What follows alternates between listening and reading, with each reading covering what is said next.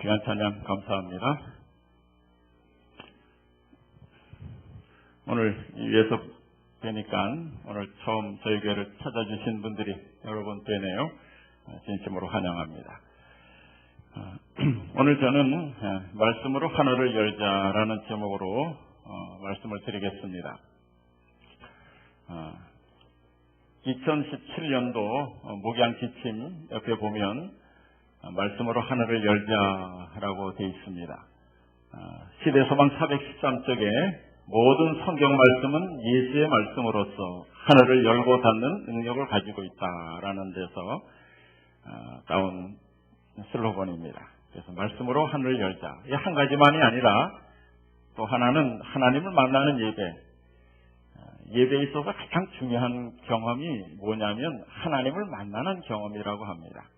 목사님의 말씀을 듣고 감동을 받는 것보다 더 중요한 게 정말 이 자리에 하감하신 하나님을 만나는 경험을 하고 돌아가지 않으면 그 예배는 잘못된 것입니다. 그래서 하나님께서 임재하신 그 임재 경험을 하는 예배, 그러기 위해서 우리가 좀 더 나은 정말 신령한 예배를 주님께 드려야겠죠. 이 두 가지가 우리 목양 지침입니다. 그 외에 이제 선교적인 면, 다른 면도 있겠지만 일단 두 가지 면을 내년에 크게 저희 목회실에서 지침으로 삼았습니다.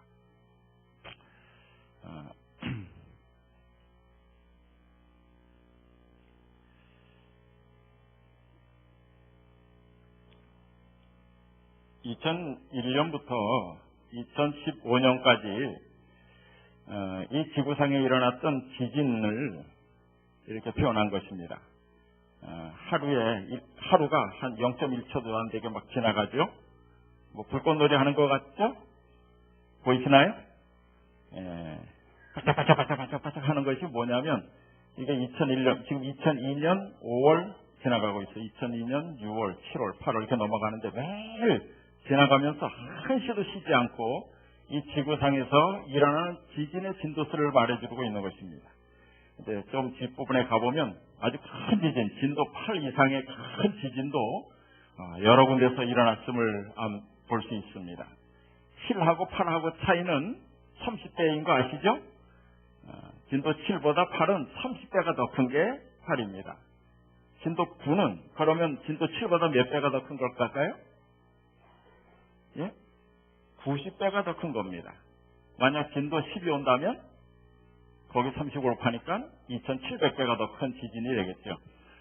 그래서 가장 큰 지진을 진도 10 정도를 잡고 있는데 아직까지 그런 지진은 없었습니다만은 이런 많은 지진들이 있습니다. 자, 이 세상의 종말을 알리는 이 지진, 이렇게 빠르게 또 끊임없이 일어나고 있는 이때, 정말 이때 우리 하나님의 백성들이 준비해야 될 것이 뭘까요? 종말에 가까우니 시골에 땅을 준비하는 일이 가장 시급한 일일까요? 저는 그렇게 생각하지 않습니다.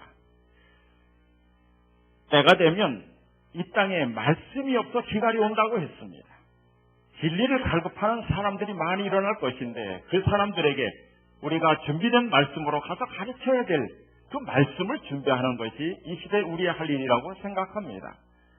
때가 되어 늦은지 성령이 임하면 주님의 말씀을 간직한 사람들이 나가서 크게 복음을 전하게 될 것이고 그 사람들의 말을 듣고 수많은 사람들이 정말 하루에 몇 명씩? 하루에 3,000명? 지금 하루에 3,000명씩은 지금도 개종하고 있어요.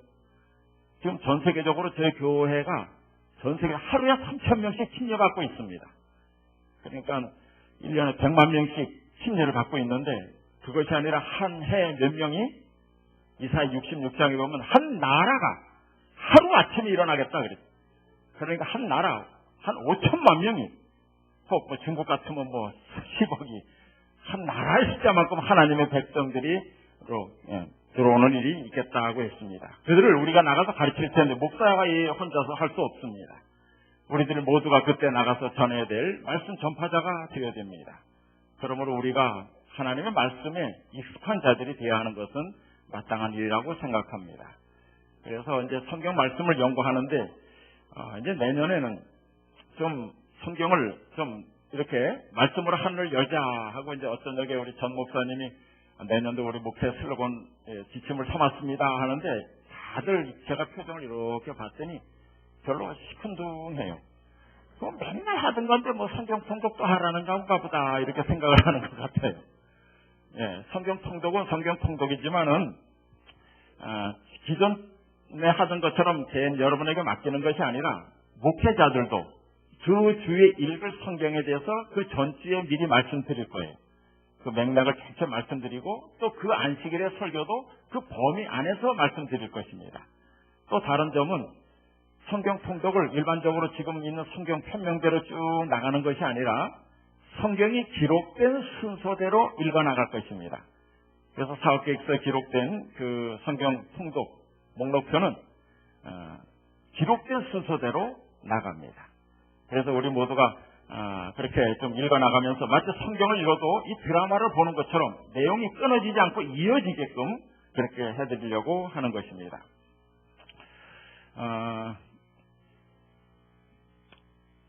이 성경을 읽을 때 그 좀 말씀을 읽으면 이 그림이 그려지지가 않아요.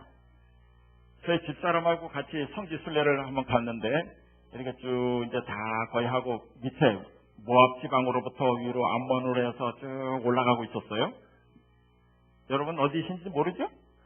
예, 뭐 집사람도 모릅니다. 목사 사모 한 30년 했어도 실제로 모압이 어딘지 잘 몰라요. 여기 지나가는 데가 어디야? 그러니까 옛날 여기가 모압이라는 데야. 모압이 뭐야? 모압이 바로 롯의 딸로 인해서 생긴 그 민족 아니야? 거기가 바로 이 사해 동쪽, 바로 여기가 모압, 그들이 살던 지역이야. 성경에 보면 모압이라는 곳, 그 위에 지나면 아르논강이 있고 또 암몬이 나오고 쭉 해서 여기에 루벤 지파가 있던 곳, 이렇게 쭉 설명했더니 참 신기했나 봐요. 그래서 돌아오더니 성경을 연구하고 막 지도를 폈더니 여기가 거기구나, 여기가 우리 내가 갔다 왔던 데구나, 이렇게 하면서 아주 성경을 보는데 재미있어 하는 것을 보게 되었어요. 그래서 이 성경을 말씀만 가지고 보는 게 아니라 입체적으로 지도와 함께 실질적으로 그 당시의 상황도 같이 설명해주면 더 흥미있게 성경을 통독할 수 있겠다라는 것을 알게 되었습니다. 여러분, 이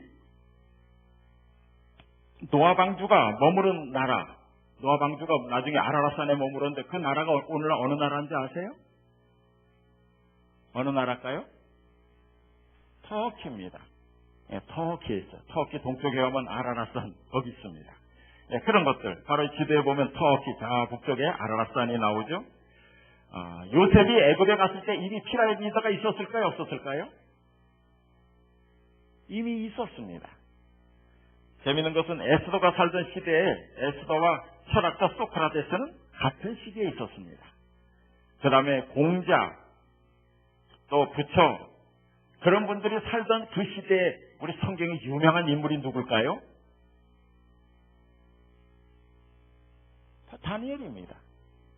다니엘이 살던 그 시대가 바로 공자, 부처 같이 살던 그 시대입니다. 그러니까 그 다니엘서를 연구할 때 그 시대는 바로 저쪽에서는 이런 일이 일어났었구나 하는 것도 우리가 재밌게 알 수 있을 것입니다. 바로 그런 것들, 예수님 탄생하기 200년 전에 만리장성이 쌓여져 있었고 예수님이 태어나기 30년 전에 그 유명한 클레오파트라가 있었습니다. 하여튼 그런 역사적인 배경과 함께 그런 설명을 드릴 것입니다. 그래서 이번에 성경 통독을 하면 그저 이제 그냥 한 부분만 이렇게 연구하는 것이 아니라 이제 전체적인 맥락을 짚어드리려고 합니다.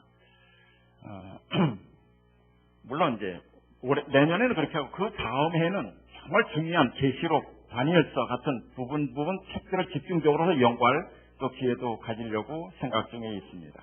왜 이렇게 내년에 전체적으로 이런 일을 하려고 하는가?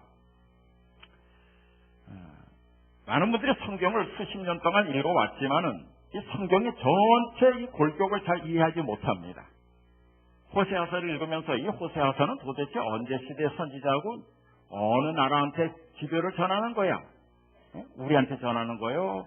이스라엘한테 전하는 거예요? 유다한테 전하는 거예요? 아주 타락한 이스라엘을 위해서, 북쪽 이스라엘을 위해서 전하는 기별이거든요. 그러나 그 시대의 상황을 모르니까 호세아의 기별만 읽어나가지 이게 어느 시대에 해당되는 기별인지 모른다는 것입니다. 다시 말해서 큰 산을 보고 나중에 들어가서 나무를 봐야 됩니다. 자, 여기 그림에 보면 조그만 퍼즐 조각이 있죠? 자, 이 퍼즐 조각이 있습니다. 이 퍼즐 보니까 이렇게 보니까 말도 보이고 양도 보입니다. 자, 그럼 이 퍼즐은 무슨 퍼즐일까요? 맞추면 무슨 그림이 나올 것 같아요? 아이고, 여기 예수님 탄생인지 벌써 얘기하시네. 예. 보통 이걸 이렇게 말도 나오고 양도 나오고 그러면 이게 노아 방주가 이렇게 생각하는 사람들이 있습니다. 근데 이 퍼즐을 맞춰 나갈 때 여러분 이 쉽게 하는 방법이 뭐죠? 이게 뭐죠? 옆에 있는 그림을 보는 것입니다. 퍼즐 통을 보면서 이 그림을 보면서 맞추면 이건 여기 이 부분이 있겠구나 하고 갖다 맞추기가 쉽게 되는 것입니다. 서울을 온 사람이 있습니다. 서울을 구경하는 사람이 두 종류 사람이 있어요. 한 사람은 무조건 안내에 따라서 서울 시내를 막 따라갑니다. 뭐 강남입니다. 여기가 명동입니다. 여기 남대문입니다. 여기가 뭐 어디입니다. 쭉 따라다니는 사람이 있고, 근데 정말 잘 구경하는 사람은 어디부터 가는지 아세요? 남산에 있는 서울 타워에 올라갑니다. 남산에 있는 그 서울 타워에 딱 올라가서 쭉 봅니다. 이 서울이 이렇게 생겼구나. 이렇게 저기 한강이 있고 저기가 강남이라는 데고 이쪽 강북이구나. 그래서 쫙 봅니다. 남산이 서울 남쪽에 있어요? 북쪽에 있어요? 중앙에 있어요?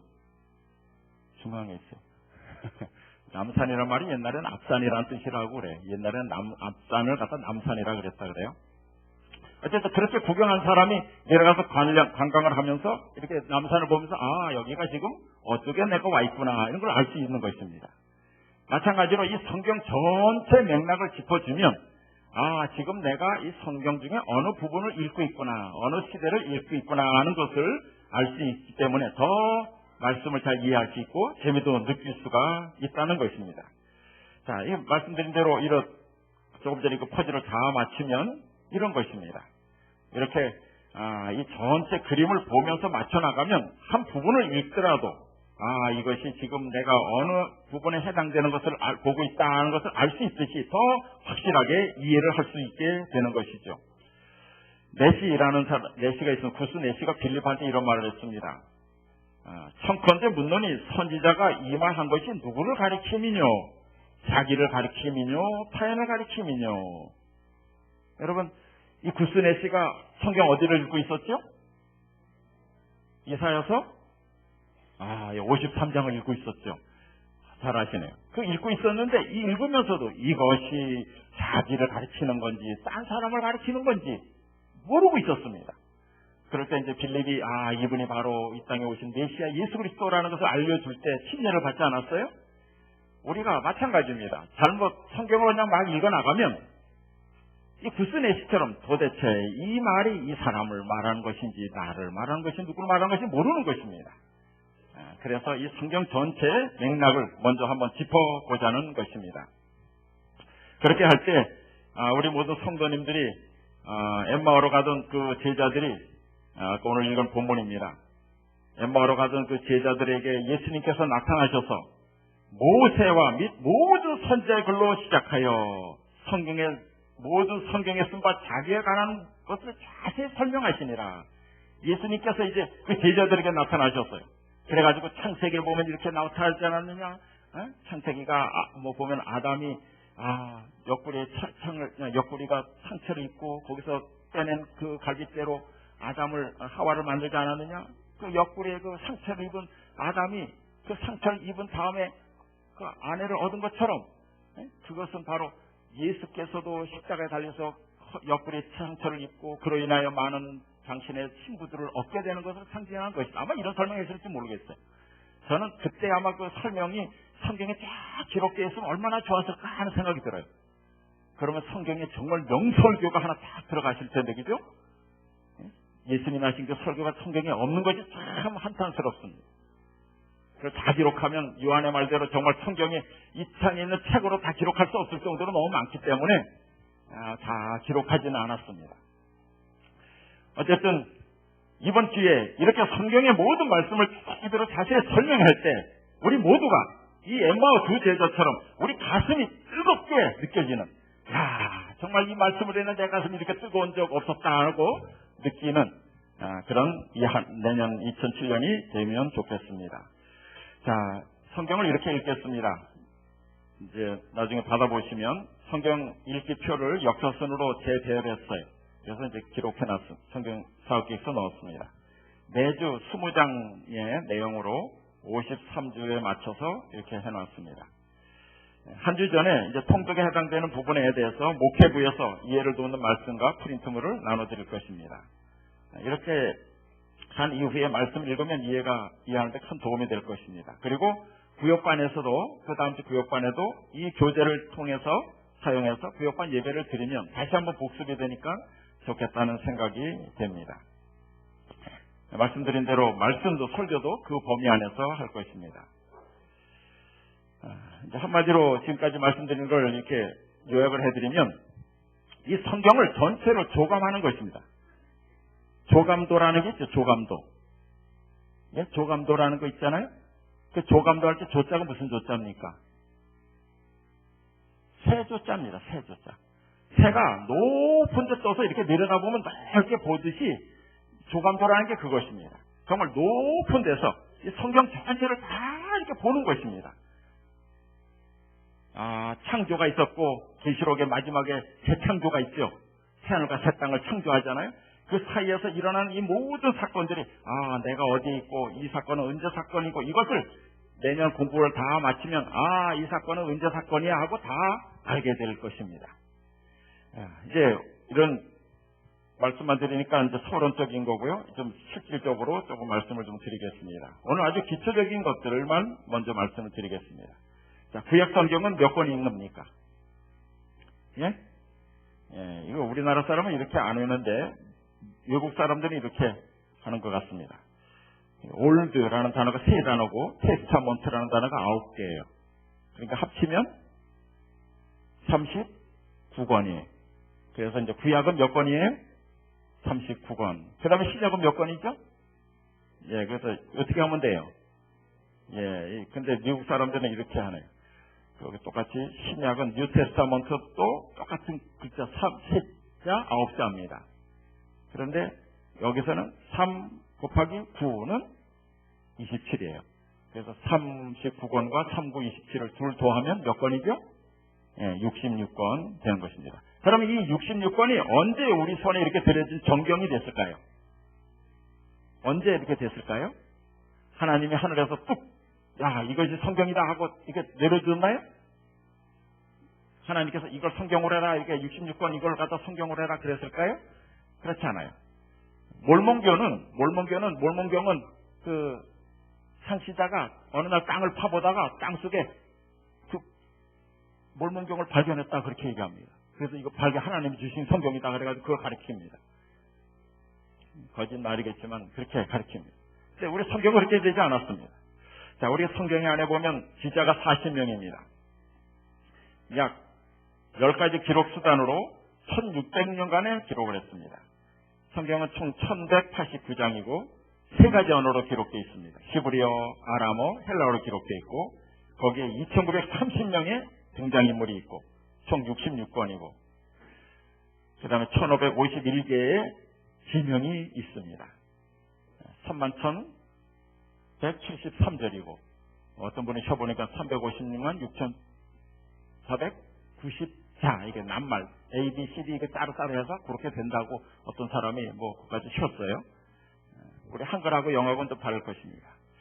자, 이렇게 된 이 성경을 왜 이렇게 언제 이렇게 정경이 됐는가 하면 자, 여러분들이 아시는 대로 유대는 바벨론이 침략했습니다. 이 바벨론은 어느 나라에서 멸망했죠?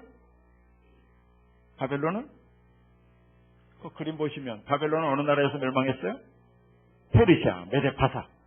그 다음에 페르시아는 어느 나라에서 멸망했습니까? 그리스, 헬라에 대해서 멸망했습니다.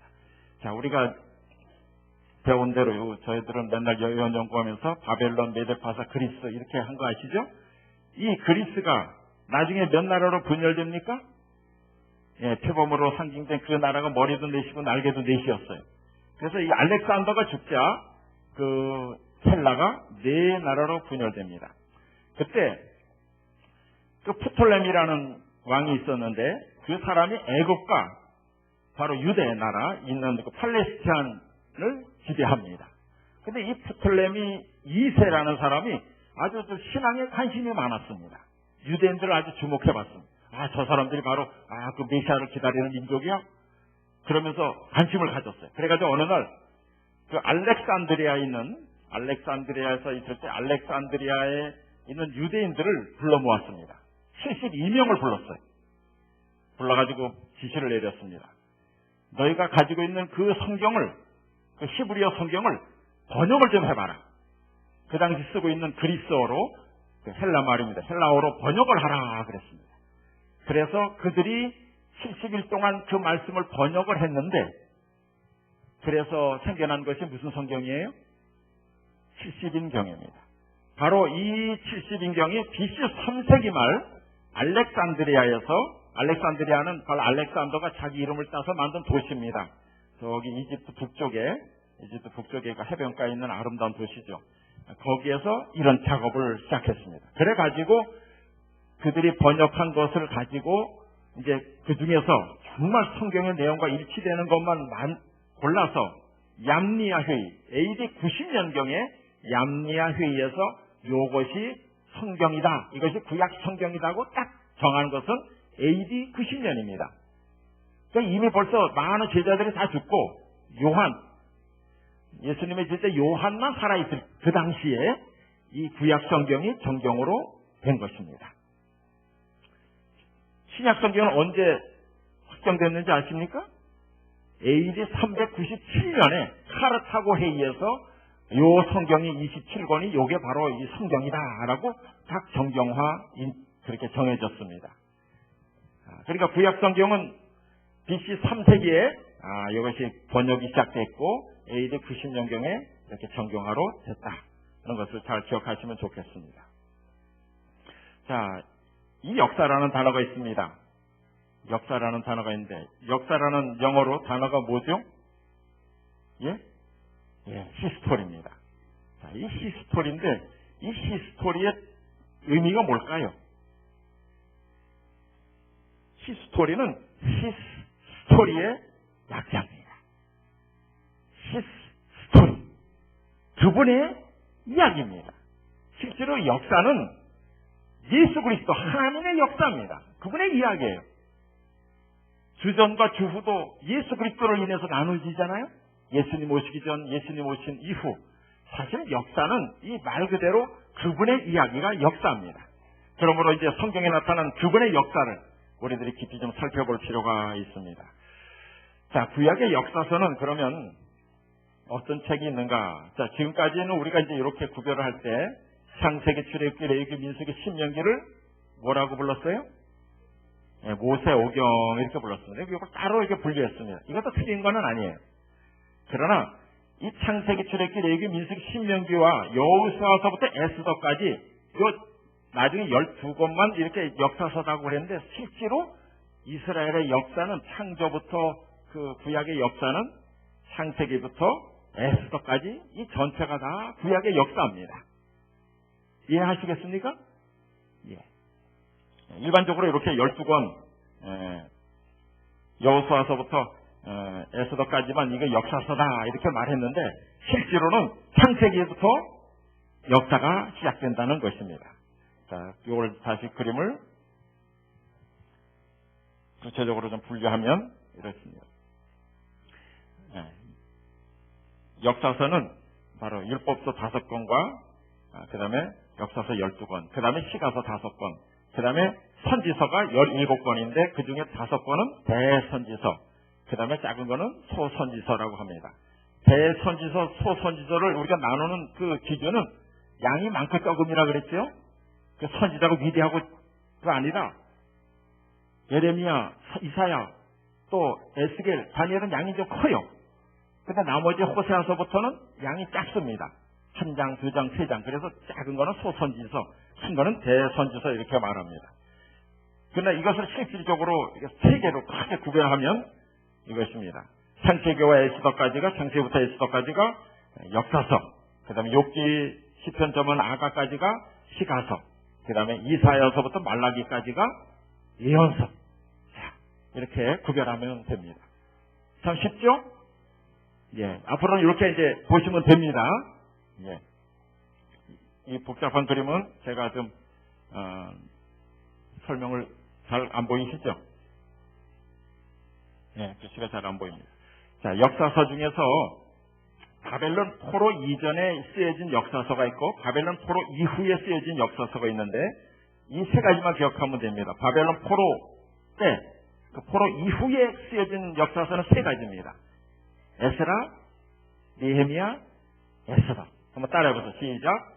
에스라, 니헤미야, 에스더. 자, 그 다음에 모든 선지자들이 막 또 열왕기 때 활동을 했는데 포로 이후에 활동한 선지자는 또 3사람입니다.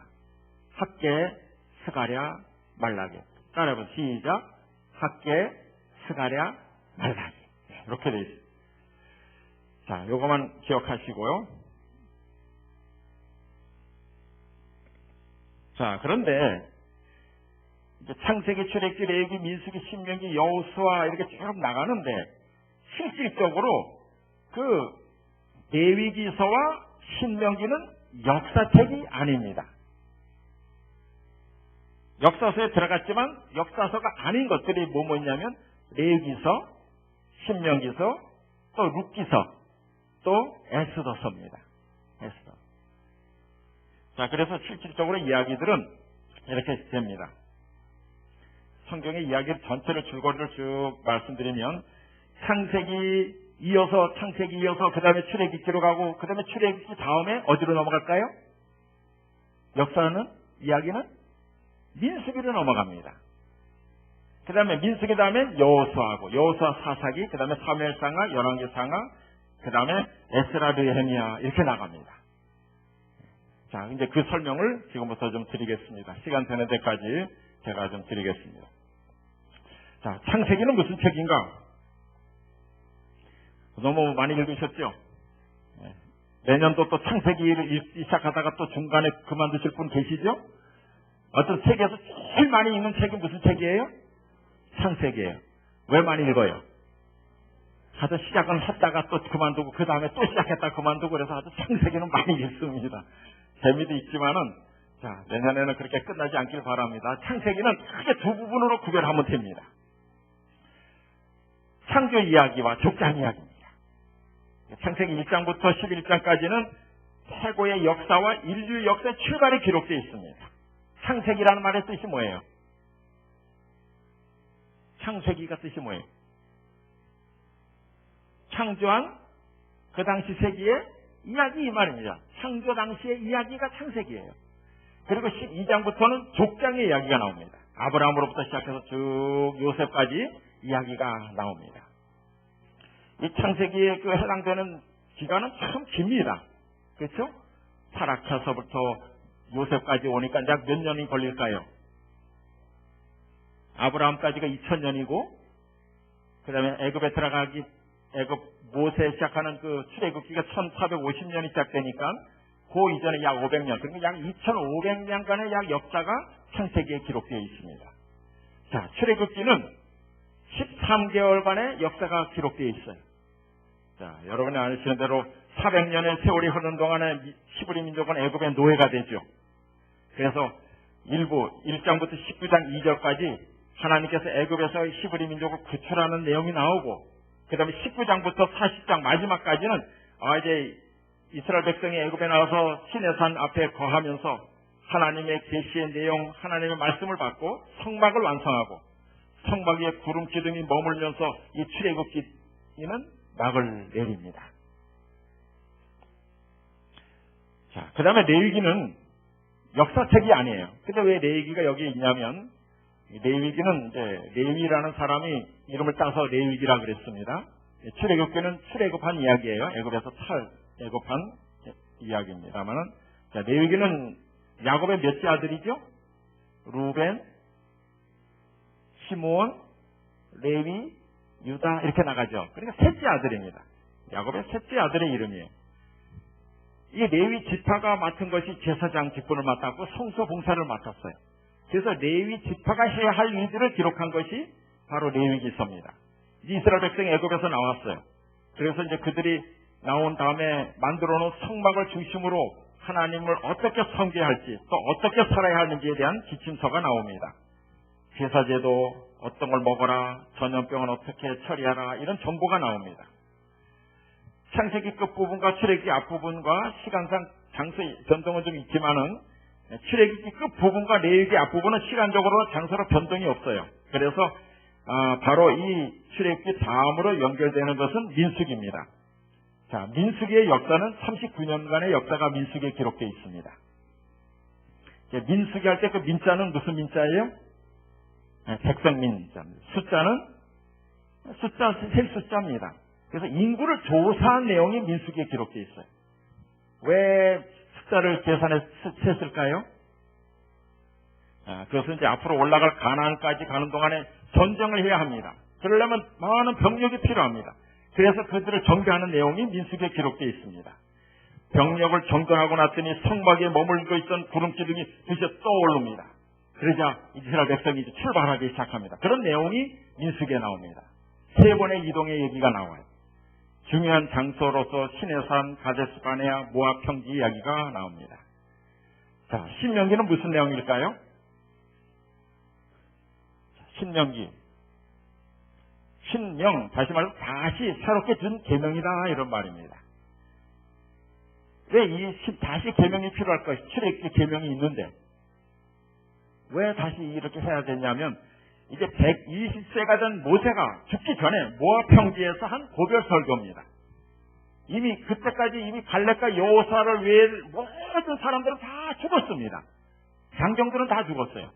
애굽에서 나왔던 20세 이하의 젊은 사람들과 또 광야에서 태어났던 2세들만이 남아있었습니다. 그들은 아직 잘 모르는 것입니다. 그래서 그들을 모아놓고 이제 이 모세가 설교를 하는 것입니다. 하나님의 계명을 다시 말하죠. 그리고 너희들이 하나님의 법대로 살아야 된다는 고별 설교를 하는 내용이 바로 신명기서입니다. 마치 우리에게 복습과 같은 내용이죠. 그래서 이 신명기가 나오고, 그래서 이 민수기서 다음에는 역사적으로는 바로 어디로 연결될까요? 여호수아로 연결됩니다. 여호수아서로 연결되게 됩니다. 자, 이 여호수아는 누구냐면 모세를 이은 후계자입니다. 이제 약속의 땅에 이르러서 가나안 정복을 하고 분배하는 과정에 기록된 책이 바로 이 여호수아죠. 그래서 가나안 정복과 가나안 정책에 관한 내용이 여호수아에서 나옵니다. 그래서 마지막 장에 여호수아의 고별 설교가 나오죠. 그 다음에 책이 바로 사사기입니다. 이제 사사시대. 사사시대도 약 400년 동안에 사사들이 이스라엘을 지배합니다. 다스립니다. 그들이 하나님을 섬기며 잘 살 때는 복을 받고 잘 되는데 하나님을 떠나게 되면 불순종하면 다시 적국이 쳐들어와서 또 어려움을 당합니다. 그러다 다시 회개하면 또 그들이 부흥하다가 또 하나님을 떠나면 또 쇠퇴하고, 그런 이야기가 계속 반복되는 이야기, 바로 이 사사기입니다. 이제 12지파가 땅을 분배받았죠. 그 가운데서 정착해가는 가정의 이야기가 바로 사사기입니다. 그 사사시대에 있었던 한 가정의 이야기가 바로 룻기죠. 지난주까지 제가 말씀드렸던 이 룻기가 이 사사시대를 배경으로 하고 있어요. 그 시대에 살았던 한 가정의 그 사랑과 헌신과 구속사 이야기가 거기에 있습니다. 근데 이 룻기서가 중요한 점은 사사시대와 왕정시대를 잇는 아주 중요한 고리 역할을 합니다. 어떻게 다윗이 출현하는지, 이 다윗이 출현하기 전에 바로 이 사사시대부터 왕정나라로 이어지는 그 중요한 고리의 역할을 해주는 것이 바로 룻기서입니다. 자, 그래서 이 사사기에서 시간적인 면에서 연결되는 책은 바로 이 사무엘상입니다. 이 사사시대 이 책을 아마 사무엘이 기록했다고 생각합니다. 자, 이제 사무엘상 합니다. 자, 사무엘상은 이스라엘 초대 왕 사울의 정치가 기록되어 있고 어떻게 왕이 되는지, 그 다음에 다윗이 왕이 오르는 동안에 아주 고난당하는 내용이 많이 기록되어 있습니다. 그 다음에 사무엘하는 다윗이 이스라엘 전체를 다스리는 약 40년간의 통치 이야기가 기록되어 있습니다. 자, 지금까지는 그래서 쭉 읽으면 됩니다. 사실은 지금 말씀드린 대로 쭉 읽으면 됩니다. 그런데 이제 열왕기 상하가 문제입니다. 열왕기 상하는 여러분들 제가 나눠드린 팜플렛 있죠? 잘 갖고 계십니까? 네. 어쩌녁에 나눠드린 것은 지금까지 이제 설명드렸던 창세기부터 말라기까지의 내용을, 구약성경 내용을 요약해 놓은 것입니다. 이것을 잘 읽어 두시고요. 그 다음에 이제 오늘 들어올 때 나눠드린 것입니다. 예, 눈이 어두우신 분들을 위해서는 큰 거를 나눠드렸고, 눈 좋으신 분들을 위해서는 작은 걸 나눠드렸는데, 없으신 분들 달라 그러면 드릴 겁니다. 자, 이 열왕기 상하는 이제 솔로몬의 이야기부터 시작합니다. 그러면서 이제 어떻게 분열 왕국이 되는지 그 비극의 이야기가 여기 기록되어 있죠. 이제 도표를 참조하시기 바랍니다. 자, 이 도표가 그냥 일반적으로 만든 게 아니라 직접 만들어서 이걸 수정하고 다시 보고 이렇게 하는데, 연도도 맞추고 어느 선지자가 어느 왕 때 일을 했는지, 그리고 어느 왕 때 무슨 사건이 일어났는지 밑 아래 쭉 설명했는데 정성 들여서 만든 도표입니다. 이걸 한번 쭉 보시면 좋겠습니다. 자, 한번 보십시오. 여러분이 가지신 도표는 이렇게 돼 있지만 이것이 잘 여기 글씨가 안 보이니까 이걸 보면서 말씀드리겠습니다. 자, 솔로몬이 죽자 그 아들 르호보암이 왕위를 잇는데 그 북쪽에 있는 에브라임 지파 여로보암이 반란을 일으킵니다. 그래가지고 이제 북쪽은 자기들이 10지파를 가지고 북쪽 이스라엘이 됩니다. 그죠? 자, 지금부터 중요합니다. 이스라엘 할 때 분열됐을 때는 북방 이스라엘, 남방 유다로 나뉩니다. 그때는 남방 유다를 이스라엘이라 하지 않아요. 그냥 남방 유다라 그러고 북쪽은 북방 이스라엘이라 그럽니다. 우리나라처럼 남북으로 나뉘게 됩니다. 자, 북방 이스라엘에는 9왕조, 19번이나 왕조가 바뀝니다. 구테타가 9번 일어나요. 그래서 19왕이 다스리는데 마지막 호세아 왕까지 19왕이 있었고 결국 721년에 아수르의 멸망을 당합니다. 근데 남방 유다는 르호보암 왕 이후에 한 번도 왕조가 바뀌지 않고 그저 다윗의 후손으로서 20명의 왕이 통치를 하는데 결국 그들도 바벨론에 의해서 멸망합니다. 마지막 왕이 누구죠? 시드기야입니다. 자, 여기 여러분 이제 도표를 보시면 엘리야 찾으셨습니까? 북쪽에 엘리야? 한번 엘리야 찾으신 분. 자, 이렇게 보시면 아모스 찾아보세요. 아모스가 어디 있나요? 아모스 찾으셨나요? 이쪽에 있나요? 밑쪽에 있나요? 위쪽에 있어요. 그러면 위쪽에 있는 것은 북쪽 북방 이스라엘에서 활동한 선지자라는 말이에요. 자, 그 밑에 미가 찾으셨습니까? 미가? 우시아 왕 밑에 미가 있죠? 미가 찾으셨나요? 예, 그 우시아 왕 밑에 미가는 바로 그 당시에 활동했다는 것입니다. 남방 유대에서 활동한 것입니다. 그러니까 북방 이스라엘에서 활동한 선지자는 아모스, 호세야, 요나 요 사람입니다. 그 나머지 선지자들은 다 남방 유다에서 활동을 한 선지자들입니다. 그래서 이걸 쭉 보시면 이 선지자는 이 시대에 일을 했구나 그것을 알 수 있습니다. 제가 이것을 말씀드리는 이유는 나중에 호세아, 요엘, 아모스 이렇게 쭉 선지서서를 연구하는데 이게 제일 나중에 있으니까 이게 제일 나중에 활동한 선지자들도 아닌데 사실은 그 선지자들이 그 남북쪽 왕국 시대 때 활동한 선지자들입니다. 무슨 말씀인지 아시겠습니까? 예, 그때 활동한 선지자들인 걸 쭉 여기 보시면 알겠습니다. 자, 그거를 이제 참고하시고 사실은 오늘 이거를 다 알 필요는 없습니다. 앞으로 이제 연구하면서 그때마다 다시 설명을 드릴 거니까요. 아이고 왜 이렇게 복잡한 걸 줬어. 내년에 공부 어렵겠다 이렇게 생각하지 마십시오. 이거는 참고 자료로 드리는 것입니다. 쭉 보시고 이제 덮으시기 바랍니다. 자, 중요한 것은 역대상하가 기록된 이유입니다. 이 역대상하는 이 역대라는 말은 날들의 역사라는 뜻이죠. 예. 역대, 보통 역대 회장, 역대 임원, 최근에 역대 목사 이런 말 쓸 때 쓰는 그 역대라는 말과 같은 말입니다. 실제로 역대상은 이제 족보로 시작하죠. 아담서부터 이제 족보로 시작합니다. 창세기부터 시작해서 다윗 왕에 머물면서 오직 남방 유다 계열의 왕들만 역사를 기록한 것이 역대상하입니다. 사실 열왕기 상하에서 이스라엘이 망하고 또 남방 유다도 망했으면 역사가 끝나야 되는데 왜 또 역대상하가 기록됐느냐 이것입니다. 왜 역대상하를 또 기록할 이유가 있었을까요? 아직까지는 그 이유를 여러분들이 생각 안 하셨을 것입니다. 그런데 역대상하가 기록된 시기는 포로 시대 이후에 기록된 것입니다. 누가 기록했을까요? 누가 기록했을까요? 에스라가 기록했습니다. 자, 에스라는 그러면 언제 사람일까요? 에스라는 어느 시대 사람일까요?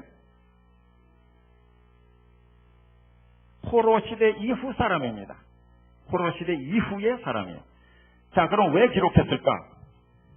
이세들이 이제 바벨론의 포로로 잡혀갔던 사람들이 70년 만에 고향에 돌아왔는데 그 돌아온 사람 중에는 옛날 어른들도 있지만 대부분 2세, 3세들입니다. 그 사람들이 돌아왔는데 자기들의 조상을 모릅니다. 그리고 자기들의 사명을 몰라요. 우리는 어떤 존재인가? 누구 후손인가? 그것을 알 필요가 있기 때문에 에스라가 역대상하를 기록하면서 그들을 영적으로 지도하기 위해서 역대상하를 기록했던 것입니다. 그러니까 실제로 열왕기상하, 역대상하 붙어 있지만은 그 기록 연대 차이는 한참 뒤에 기록되었음을 우리가 알 수 있죠. 이제 북방 이스라엘은 이제 아수르에서 멸망해 나가서 그 가지는 잘려 나가고 이제 아담, 노아, 아브라함, 다윗 그러면서 유다를 통해서 이제 하나님의 나라가 이렇게 형성되는 것을 역대상하에서 말하고 있습니다. 바로 에스라가 기록했어요. 이 에스라는 바벨론에서 태어난 사람입니다. 그 에스더 사건 아시죠? 에스더 사건 아시죠?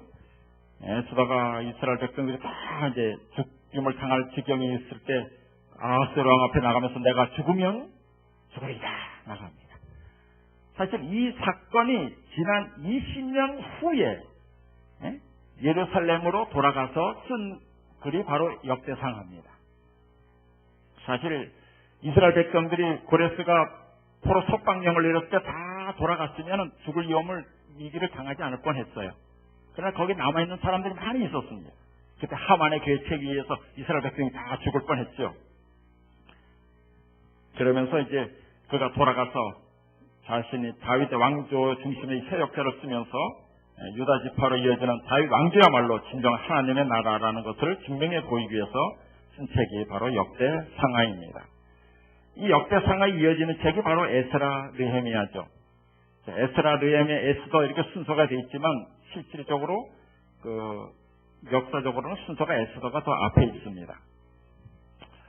자, 페르시아 고레스 왕에서 바벨론의 멸망을 당하면 그 다음에 이제 고레스 왕이 포로들에게 자유를 허락하죠. 그래서 70년 만에 이스라엘 백성이 돌아갑니다. 그러면서 들어가서 그들이 성전을 준공합니다. 성전 준공 후 40년에 일어난 사건이 에스더 사건이에요. 이제 그때 구원받은 그 기념일이 오늘날 불임절이라고 해서 지키고 있습니다. 이 사건은 이 에스더 사건 20년이 지난 다음에 에스라가 예루살렘으로 귀향해서 이때 역대상하서를 기록하고 그 다음에 이 에스라 이후에 13년 뒤에 다시 느헤미야가 도착해서 느헤미야가 건축한 것이 무너진 예루살렘 성벽을 보수하는 일을 시작합니다. 자 이제 눈에 좀 보이십니까? 대충? 아직도 긴가민가 하시는 것 같아요.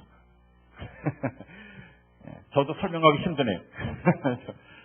자, 제가 이제 이 구약의 굵은 주기를 이제 말씀을 드렸는데, 이걸 이제 넘어가겠습니다. 그 다음에 이제 시가서가 있는데, 이 시가서는 욥기, 시편, 잠언전도 아가서죠.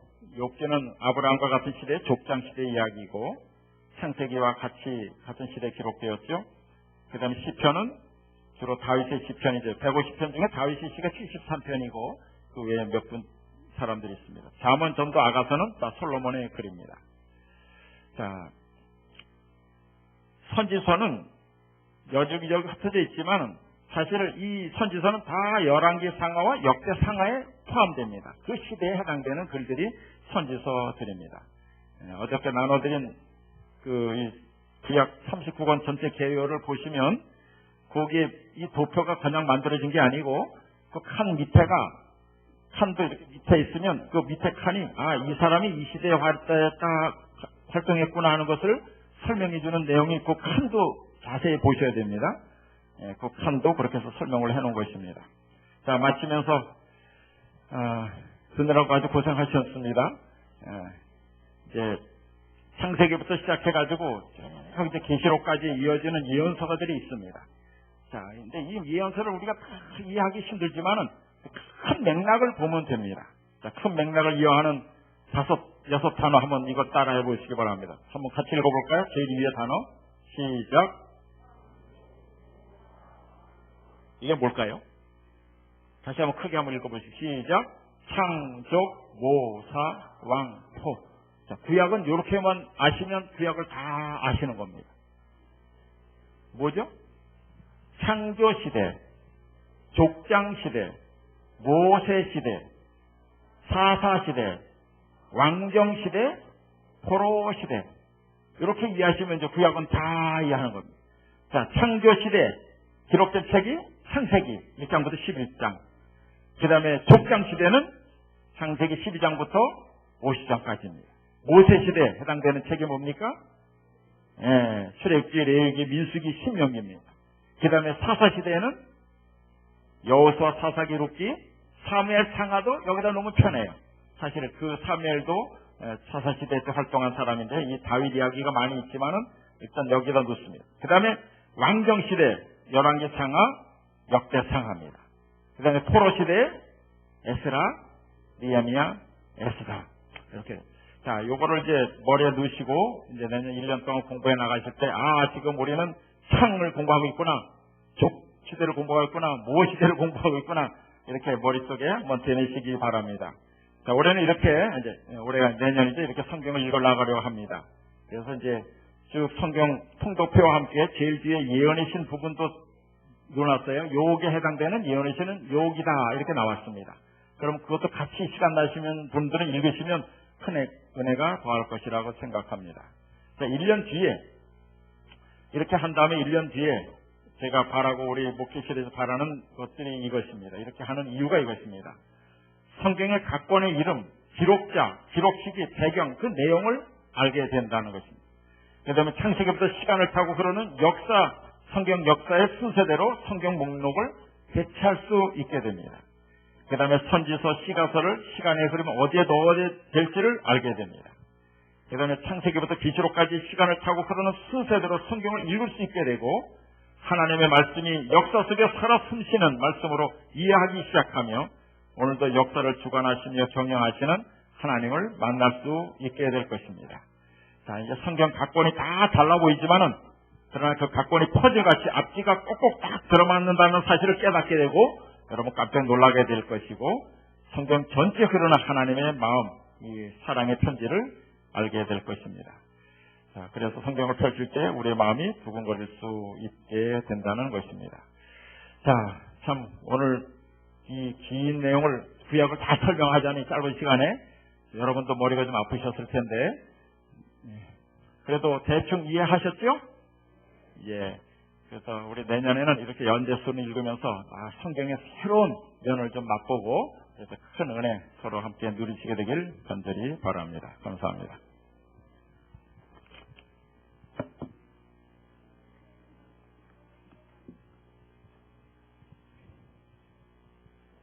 준비된 헌금을 드리는 시간입니다.